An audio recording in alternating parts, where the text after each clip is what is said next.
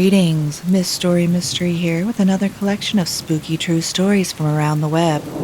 Episode 22 includes the story of a little boy with a ghostly imaginary friend, a horrifying haunting experience at home late one night, and a strange and unexplained occurrence while house sitting.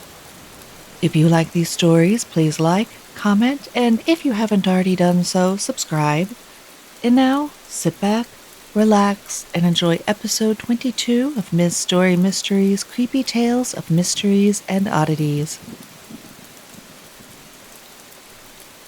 This is a true story.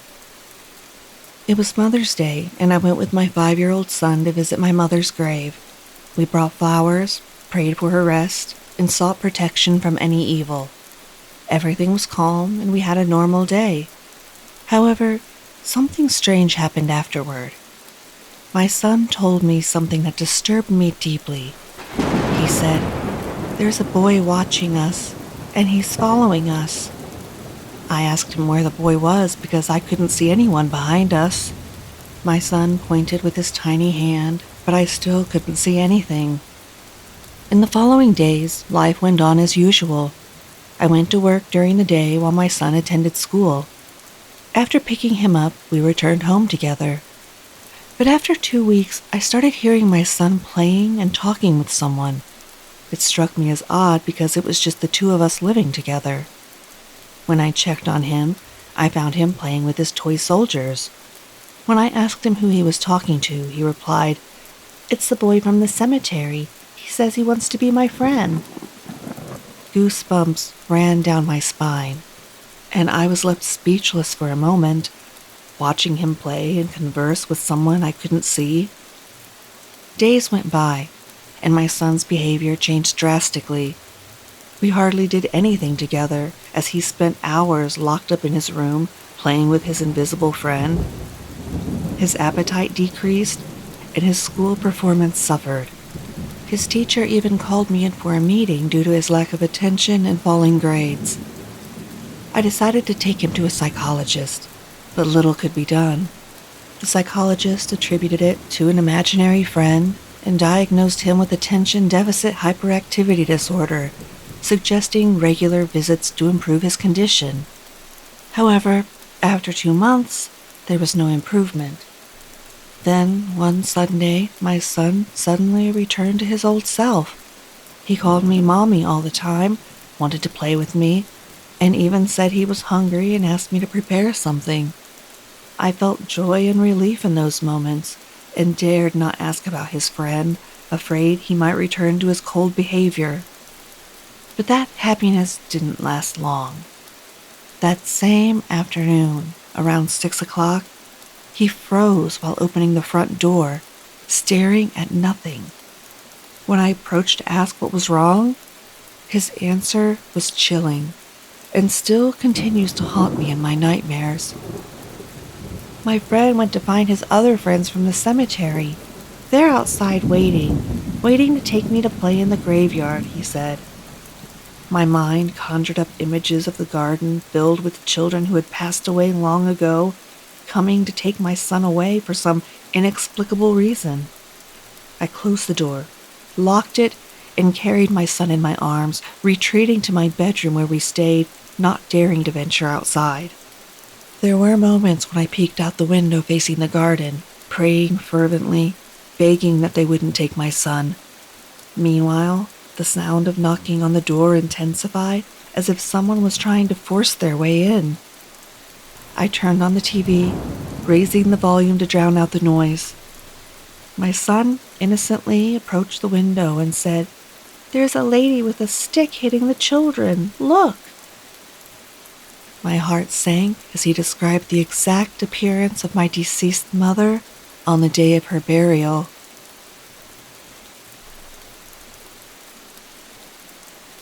I was living in a rural area in Oklahoma with my mother at a lake house, and I'm probably 10, 11 at this time.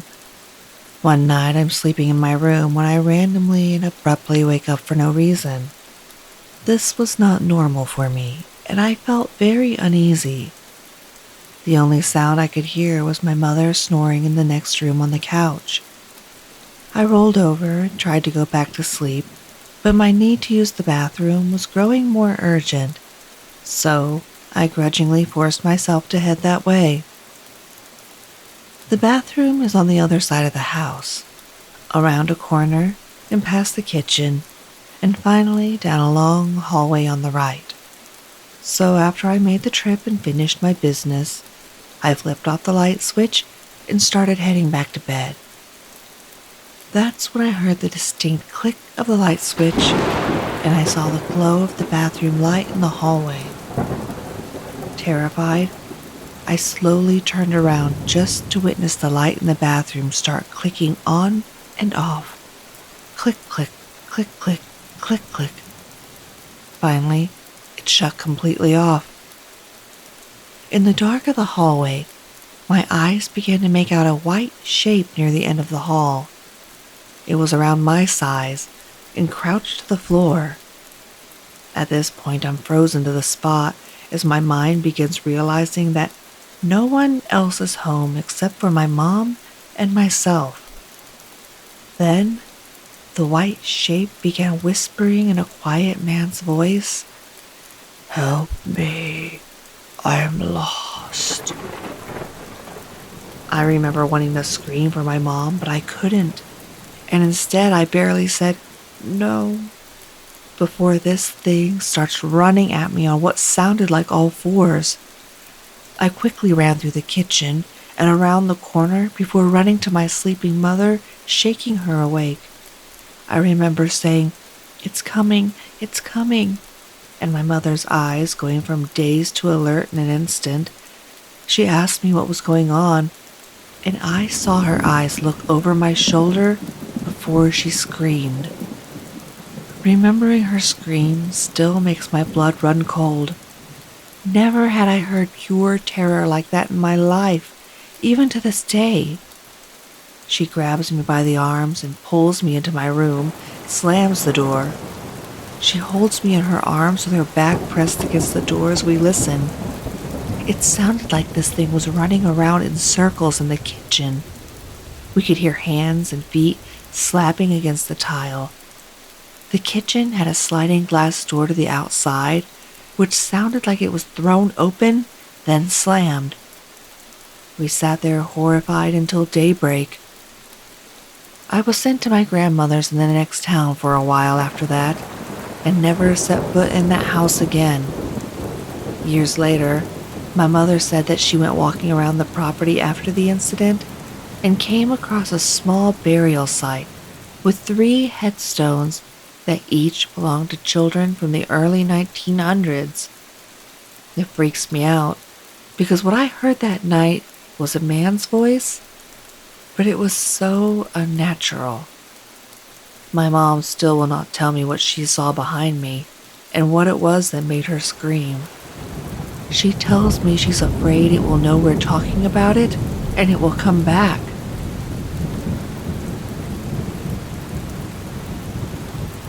This happened in a town about an hour away from Sacramento.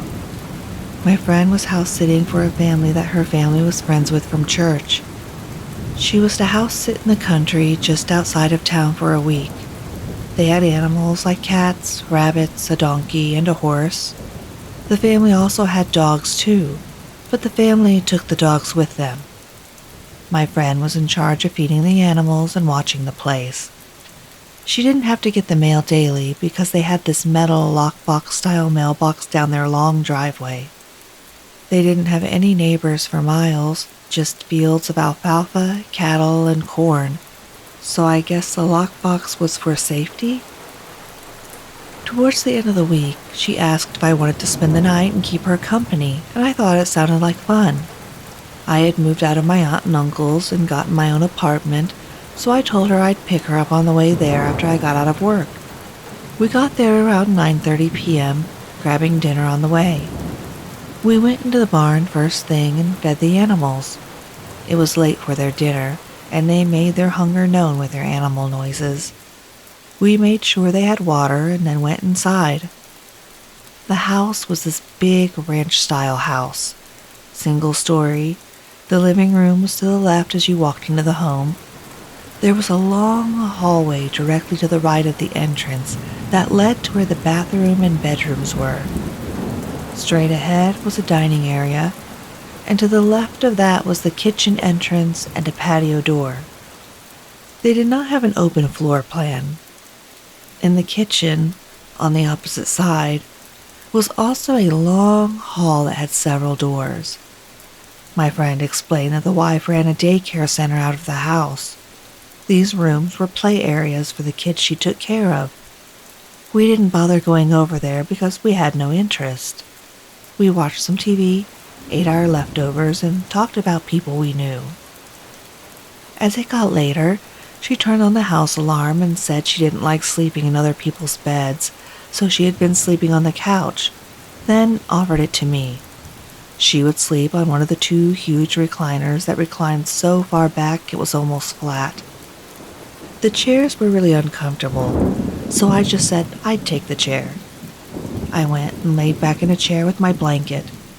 We turned off the TV and were talking for maybe 20 minutes in the dark when the motion sensor floodlights started shining through the window, lighting up the room. Now, I really have no idea why people in the country think it's okay not to have curtains or blinds, because to me, that's insane. We both got quiet and Amanda says, maybe it was one of the cats? Then we start hearing gravel crunch, like a person walking across gravel in the parking area outside. My chair was closest to the window, and I slid carefully down to the floor, clutching the stupid blanket the whole time. The floodlight timed out, and my friend slid to the floor too. We laid on our stomachs in the dark, not knowing what to do for a minute, when we heard a loud bang, and all of a sudden the house alarm started blaring and the floodlights turned on again. It was so loud we covered our ears and I started to panic. I swear I have never been so close to peeing my pants in my life. I began crawling towards the keypad for the security because I've seen the commercials. There's a button you push and a person responds to you in case of an emergency or at least sends the police. The main screen says patio 1 of 2 open. Amanda starts to cry a little and hits the call assistance button on the pad, and nothing happens. There's no assistance. I ask her where the phone is, and she says there's a phone in the kitchen and one in the parents' room down the hall. So, our choices are to go to the kitchen past the windows and next to one of the patio doors, or to go down the hall to the parents' room and use the phone there. I asked her where the other patio is, and she said it was in the daycare part of the house. It was an easy decision. We go inside the parents' room, and it's pitch black. I ask her where's the phone, and she says, I think we have to turn on a light. I really don't want to turn on a light, but have no choice. I don't have a flashlight, and I didn't bring my cell because I had limited minutes. It was a simpler time, and Amanda didn't even get her own cell until after this happened. She turns on the light, and we start looking around the room. Not only did these people not have curtains on any window, but they didn't even have closet doors. We see a golf club leaning against the wall by the bed. They probably have it instead of a baseball bat, which is what I had next to my bed at home. We figure if we hit someone with it, it's going to leave a mark. She grabs it, and we continue our search for the phone. Looking at the obvious places, we find a cordless phone stand, minus the actual phone. The alarm is raging, we have a light on, and the person who opened the patio door is bound to notice is all I'm thinking at this point. She asks, should we use the locate phone buttons? I look at her and respond, yeah, if you want some strange guy coming in here with it and asking us if we were looking for something. I am getting mad that I'm scared and in this situation. Standing there knowing that we have to go to the kitchen, the house alarm stops. It gets country quiet. If you've lived in the country, you know what I'm talking about. There isn't another golf club for me to grab, so I make her go out first, flipping every light on and keeping the doors we pass in the hall closed. We double check the security panel, and it still says patio open. Hit call button, and it still doesn't work. Double checking the front door is locked, we start for the kitchen. I tell her we have to check the patio near the kitchen, and I grab a big knife that wasn't even close to being sharp from the kitchen. We check the patio door near the kitchen, and it's locked. We turn on all the lights and grab the phone and dial 911.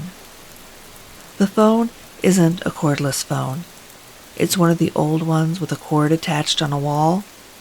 My friend is on the phone with a dispatcher telling her what happened, and I hear a whistle coming from outside the kitchen window.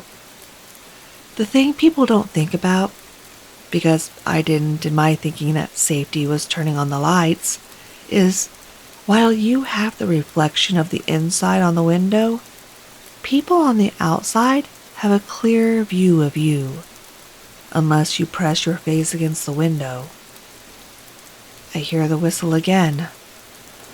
It sounds like someone trying to get someone else's attention kind of whistle, but I don't see anything outside, and I am not pressing my face to the window to see if I'm the person they're whistling for. My friend is still talking to the dispatcher and is crying and saying she doesn't have the address to the house. She hands me the phone and I say, "Hello?" The dispatcher lady, who sounds annoyed, tells me she needs an address to send police to. I ask that she trace the call and she says something like, "You're house sitting and you don't even know where you're at?" Scared, angry, and overwhelmed, I hand the phone back to Amanda and start looking for something with an address in the kitchen. I'm looking in the junk drawer, on the counter, on the refrigerator, fully keeping an eye down the hall that has the daycare rooms, knowing that on the other side of one of those doors is a patio door that was open. Amanda tells the lady that she doesn't pick up the mail because of their lockbox, and then, a few seconds later, removes the phone from her ear and stares at me with a blank face. I ask her if they're tracing the call because I cannot find anything with an address. Amanda says low, "She said, I hope the police find you in time," and hung up the phone. I was so scared and angry at the same time. We knew that there were people outside. We knew that the patio door to the daycare area was open. We did not know what to do. We stood in the kitchen, silent for what seemed like forever, but was probably 1 minute. I picked up the phone and dialed 411. I told Amanda that they would have the number to the police department. As calmly as I could, I explained what was happening to us. I included the 911 dispatcher and said we really needed the phone number to the town's police department. When we heard a huge metal bang outside the kitchen window by the patio door, it sounded like someone dropped something metal and heavy. Amanda started crying, and I couldn't hold my fear anymore and started crying too. Whoever was outside was gonna break open that patio door is what I'm thinking. The 411 operator said they were connecting us and would stay on the line with us after getting pissed at the 911 dispatcher on our behalf. A police officer answered the phone, and the 411 operator started explaining what was happening to the police. Then they were asked to disconnect once we had established connection. The police asked a few questions, and we heard the whistle again outside, and floodlights all around the house turned on again. I was too scared to look outside, and we had never turned on the patio light because we had to walk across the patio window to get to the switch. We told the policeman on the phone about the whistle, and he said there should be several policemen showing up shortly and to stay on the phone. We were outside the town limits and knew it might take a few minutes. Having an officer on the phone made me feel a little better, but I was still really scared. He told us that the police arrived and were coming up the drive. The policeman said to put down the phone and open the door, so I did. What I saw was a police pickup truck with spotlights flashing into the pastures that ran along both sides of the drive. 2 officers, not with handguns but with shotguns, walking slowly beside the truck as it came up the long drive. 4 officers approached the house asking us our names. One went to the phone and said they were here and hung up the phone. They ordered us to stay in the dining room and began searching the house. One by one they returned. The last one came back in through the patio door by the kitchen. He said he searched the barn, and the horse scared him, and the horse also looked spooked. He asked what other animals were in the barn. They told us they didn't find anyone, and that the daycare patio was not locked. There was, however, a broom handle in the track to prevent it from being opened too far. I looked at the patio door that the officer entered in and saw there was not a broom handle in that one, then felt dumb because he just walked through it. They lectured Amanda about not knowing the address of the house she was supposed to be responsible for and other stuff I don't remember. After finishing statements, they said they'd stick around and look more, and if we wanted to leave, we could. They could lock the bottom lock, but not activate the alarm, and we were cool with that. We were out of there so fast. We got into my car and went to her mom's. So, mentally exhausted, we fell asleep, and I went to my office job the next morning. She said she really didn't want to go back to the house, but she had to feed the animals their breakfast. Her mom told her to take her sisters, and she did. That afternoon, she called me at work. She was really nervous and began telling me that when they went into the house, there were footprints and poop on the carpet. I said it was probably the cop that checked the barn.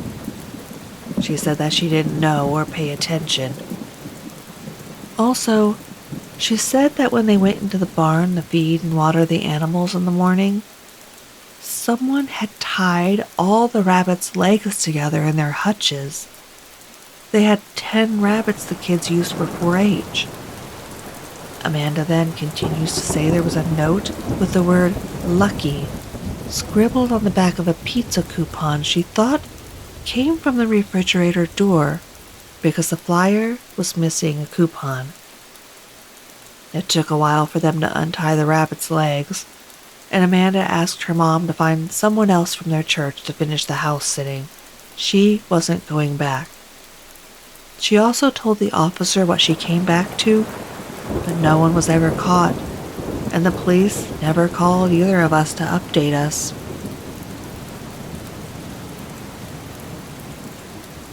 Well, that's all for episode 22. I hope you liked these strange and mysterious tales. If you enjoy my storytelling, please like, give me a comment, and if you haven't already done so, subscribe. If you know anyone who might also like my content, please consider sharing a link to my channel to help me out as I aim to grow my channel. Now, if you have any true stories that you would like to share with me, feel free to send a message to itsmizstorymystery@gmail.com. Until next time, take care of yourself and stay spooky.